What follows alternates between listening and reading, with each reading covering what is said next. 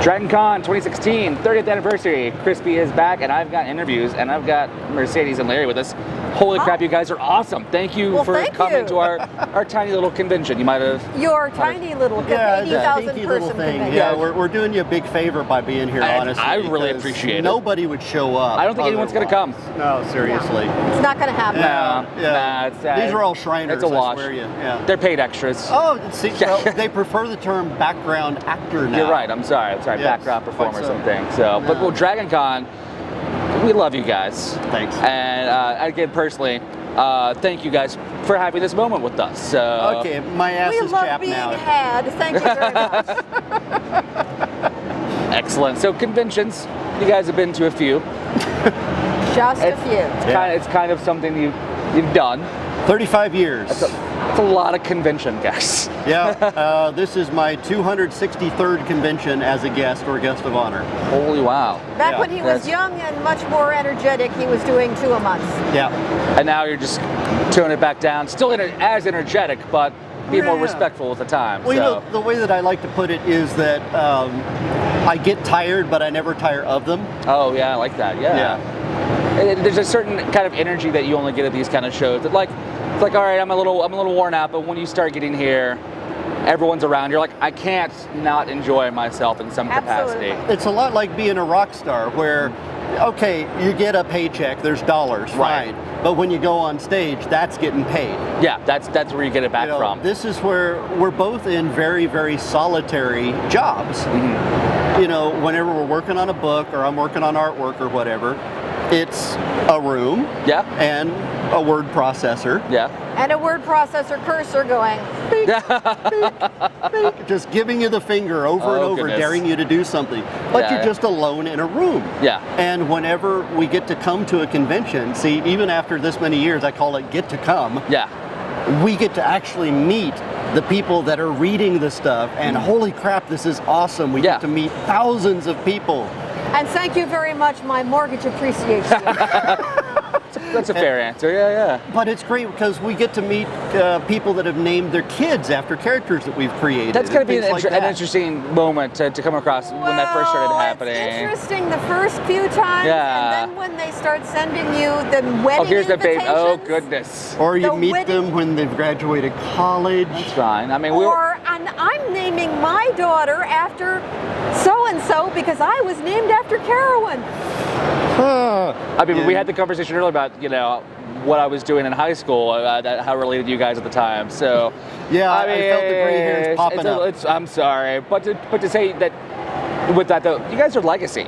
Like, you guys are a foundation in a lot of ways to just the fantasy genre, and honestly, to my upbringing. So. It's always really cool to be able to connect with the people that like in that fashion. I'd like to take this moment to apologize for that happening. It really was an unintended consequence, but this is what you get. Sorry, guys. It is what it is. But yeah, you know what? We're still going to have a good time, I hope. Oh, yeah. I'll leave now. We can laugh at you for hours. Excellent. Wait, at? Correct answer. So conventions, obviously, you do a lot. Well, when you're not working, what do you guys do around this con? I get injuries. That sounds awesome. No, that sounds terrible. So is there like a particular, the nightlife, panels, hanging out, socializing? What is it that you guys love to do? I used to do the filking. I do not do the filking anymore. Are you anti-filk now, or just done with? I am not anti-filk. Good. I am not anti-filk, but I could either write or I could practice the guitar, and I wasn't a very good guitar player in the first place. Yeah, that's fair. All right. Wasn't any mortgages being made by playing that guitar, right? Oh. You had to make your decision, and that's totally okay. So, I mean, the Filk obviously has a big, not just DragonCon. I mean, even Atlanta has its own Filk con and things like that. So it's a really fascinating, subculture. Genre, subculture. That's a better way to.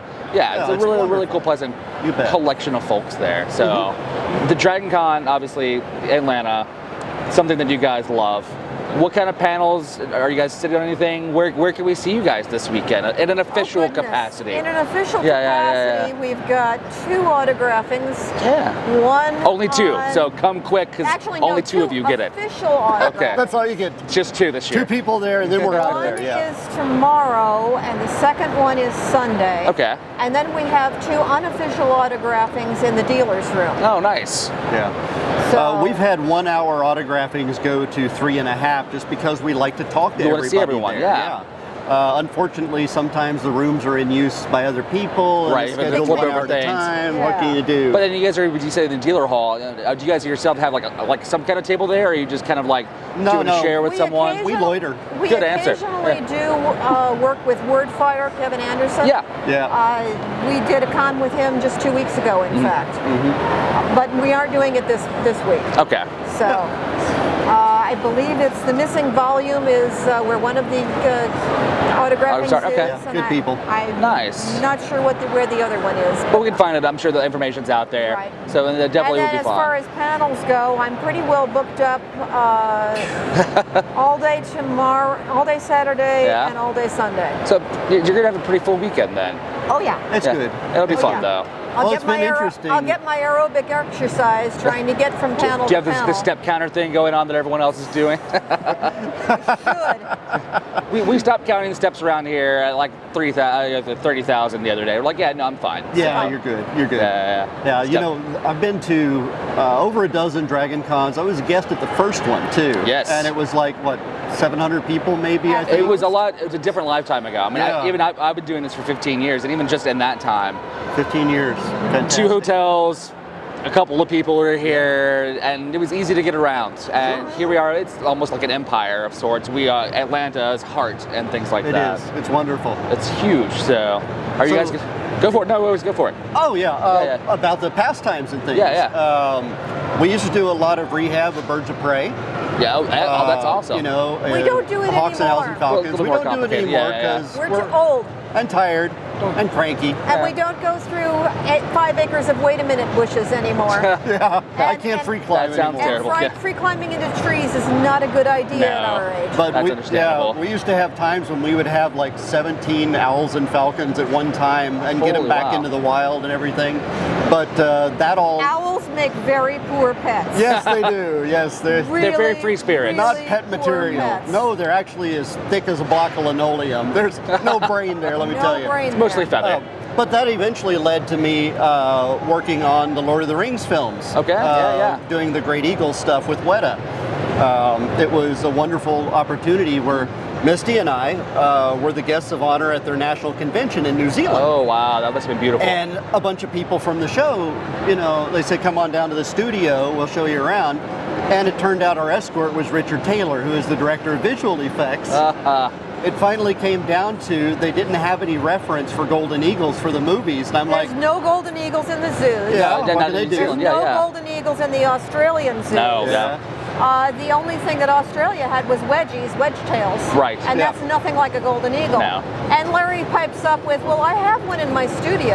And suddenly, welcome to the show! And there I am working on a movie, just like that. What happened was a Native American friend of ours asked the feather bank for some golden eagle feathers, and they sent her a whole stuffed bird. And she lived in a trailer. All right. There was no room for this bird, so she asked Larry to put it in his studio and made sure that all the paperwork was, and everything, was straight.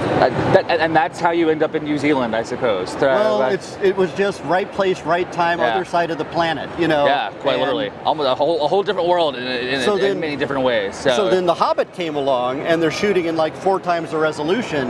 So I had to reshoot everything. And Misty found me. I found him a falconer who flies a very, very calm golden eagle. Mina. Over in the Oklahoma Panhandle. So she's the most famous eagle in the world now. She's I did the flight footage with her, and that's what all the animation for the films was based off of. Big party time there. They really love Mina. The woo people are here. The woos are here. The woo people. Woo! So here's a reminder. There's a lot going on this weekend, and we can sit here and talk all day, and I would love to. But before you guys go, Randall's got a random question for you. Well, I trust. No, we're going to come back to that. No, we're going to do. We're going to save that for the big finish. There, that's really important. Big finish. This is going to be really cool. Finish. So draw your random question from the bucket here. Dig on in. Random questions from our audience. Generic questions for you two. Now it's your turn. Ask Crispy a question. All right. Oh yeah. I'm on the spot. So ask me a question. What are you wearing under your kilt? Clothes. That's the answer, and I have to stick to it.